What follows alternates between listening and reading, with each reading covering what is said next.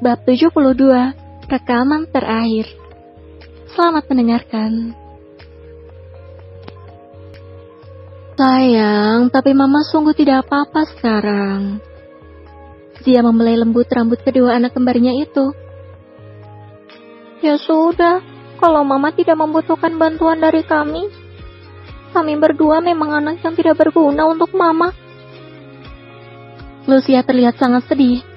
Dia ingin sekali merawat mamanya, seperti mamanya merawat mereka saat sedang sakit. Jangan sedih begitu dong sayang. Hati Mama kan jadi terasa sakit melihat kalian bersedih ini. Dia mencoba membujuk kedua anak kembarnya itu, agar tidak merasa tidak dibutuhkan atau diabaikan olehnya. Bagaimana kalau kalian berdua bantuin Mama mengeringkan rambut? Zia pun mengalihkan perhatian si kembar pada rambutnya yang masih basah, karena dia baru saja selesai keramas. Luka tusukan di dadanya tidak membuat Zia menjadi bersikap manja sedikit pun. Oke, Ma. Seru Luka dan Lucia dengan penuh antusias. Mama duduk dulu di kasur. Pinta Lucia yang menyuruh mamanya untuk duduk di atas kasur. Lucia bahkan terlihat hati-hati membantu mamanya berjalan sampai menuju ranjang. Luka akan mengambil handuknya, Ma. Sementara Luka langsung berlari masuk ke ruang ganti untuk mengambil handuknya. Setelah mengambil 2 handuk yang dibutuhkan, Luka pun kembali berlari untuk melakukan tugasnya. Luka memberikan salah satu handuknya kepada Lucia, dan mereka pun mulai melakukan tugas mereka, yaitu mengeringkan rambut panjang mamanya. Mereka melakukan tugasnya sambil bercandaria dengan mamanya. Pagi hari di kamar itu sudah dipenuhi dengan canda tawa dari si kembar dan mamanya. Hanya satu yang kurang, yaitu papa mereka yang harus berkutat di depan komputer di ruang kerjanya.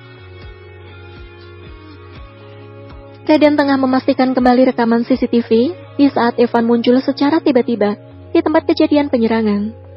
Raiden terus membandingkan waktu kemunculan Evan dengan salah satu rekaman CCTV yang sepertinya terlewatkan oleh Will.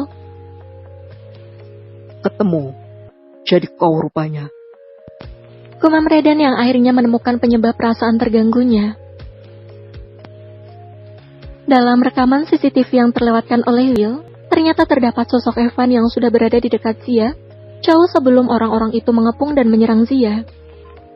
Bahkan saat Zia sedang dipojokkan oleh orang-orang itu, Evan hanya diam melihatnya saja. Evan langsung bergerak setelah melihat seseorang menusuk Zia. Raiden segera meraih ponselnya. Dia menekan sebuah nomor dan menghubunginya. Halo Tuan, ada apa malam-malam begini menghubungiku lagi? Bukankah tadi Tuan sendiri yang menyuruhku untuk beristirahat?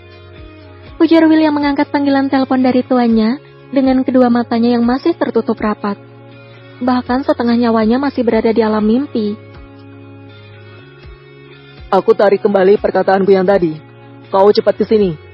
Kita harus pergi ke markas sekarang juga. Perintah Raiden, lalu memutuskan sambungan teleponnya sebelum Will menjawabnya. Raiden segera membereskan semua rekaman dan hasil pencariannya semalam, lalu menyembunyikannya lagi di tempat rahasianya.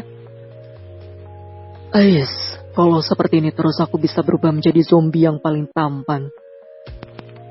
Will terus menggerutu pada ponsel yang sedang dia pegang.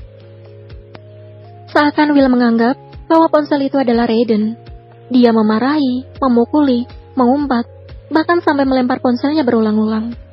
Meskipun begitu, Will tetap saja patuh akan perintah Raiden. Will segera bersiap dan langsung menuju ke tempat tuannya dengan cepat. Sekarang, Raiden sudah mengetahui semuanya. Siapa pelaku dan siapa dalang yang berhubungan dengan penyerangan yang membuat istrinya terluka itu. Raiden akan pastikan semua orang yang terlibat dalam penyerangan itu akan mendapat balasan yang setimpal.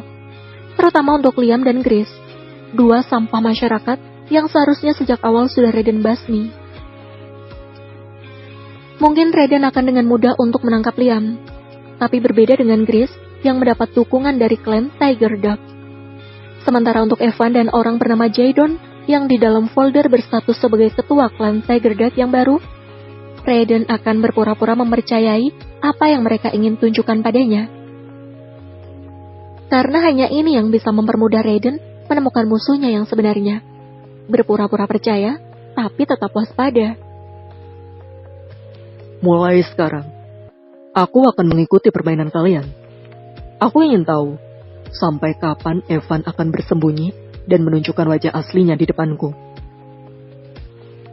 Gumam Raiden yang telah mempunyai rencana bagus untuk mengatasi musuh besarnya itu. Raiden pun keluar dari ruang kerjanya.